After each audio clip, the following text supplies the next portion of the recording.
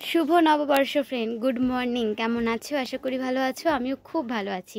সকাল সকাল শুরু করলাম অনেক অনেক অনেক কাজ দিয়ে। প্রথমে তো আমাদের নববর্ষের প্রথম সকালটা শুরু হয়ে যায় দই খই চিড়ে মাখা খেয়ে মিষ্টি মুখ করে, তারপরে কিন্তু সকালটা শুরু হয়।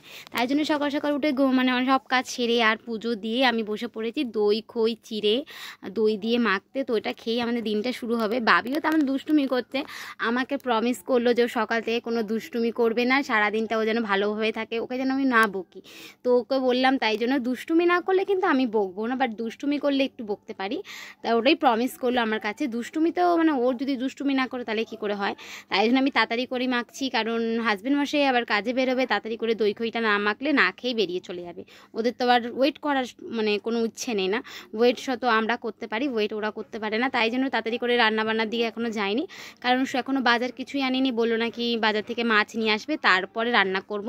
আজকে সকালে গঙ্গা পুজো দিয়ে এসেছি। আমাদের পয়লা বৈশাখের দিনেই গঙ্গা পুজো করা হয়, কারণ নীল পুজোর পরের দিন তো গঙ্গায় আম বাসাতে হয়।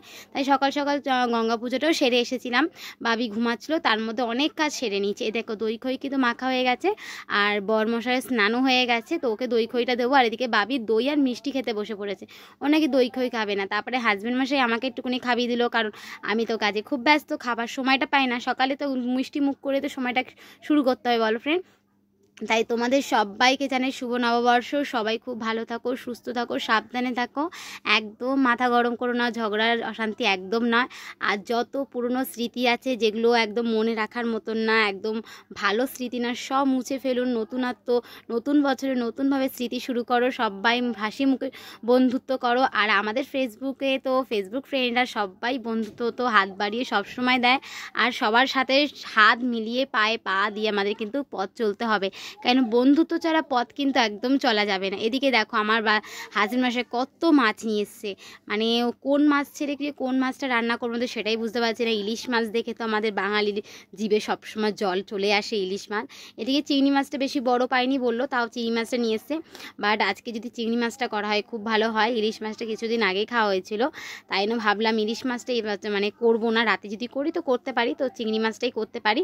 এদিকে দেখো রান্নাঘরের কাজটা অনেকটা সেরে আমি চলে এসেছি। রান্নাটা একটু পরে করব, প্রচণ্ড খিদে পেয়েছে। তো সকালে টিফিনটা করতে বারণ করেছিল হাজব্যান্ড, তো ভাত খেয়ে দিয়ে বেরিয়ে চলে গেছে মিষ্টি মুখ করে। তো ঘরটা আপাতত এখন ফাঁকা, আমি একা একাই আছি। তাই ভাবলাম যে রান্না করার আগে আমি একটু টিফিনটা খেয়ে নিই। এদিকে দেখো টিফিনটা নিয়ে এসছে আমার ফেভারিট। তো বললো শুভ নববর্ষের প্রথম সকালটাই তুমি একটু নিজের পছন্দের খাবার দাবার খেয়ে দিয়ে দিনটা কাটাও। সত্যি আমার এটা খুব মানে ইডলি ধোসা, তারপরে মানে এই জিনিসটা না আমার এত পরিমাণে ভালো লাগে, তোমাদের আমি জাস্ট কী বলবো। মানে এই টেস্টটা, এই যে খাবারটা আমার সত্যিই খুব ফেভারিট। তাই জন্য ওকে যখনই বলি আমার ফেভারিট কিছু খাবার এনে দাও, তো এই খাবারটা এনে দেয়। ভিডিও ভালো লাগলে প্লিজ লাইক শেয়ার কমেন্ট, অনেক ভালোবাসো।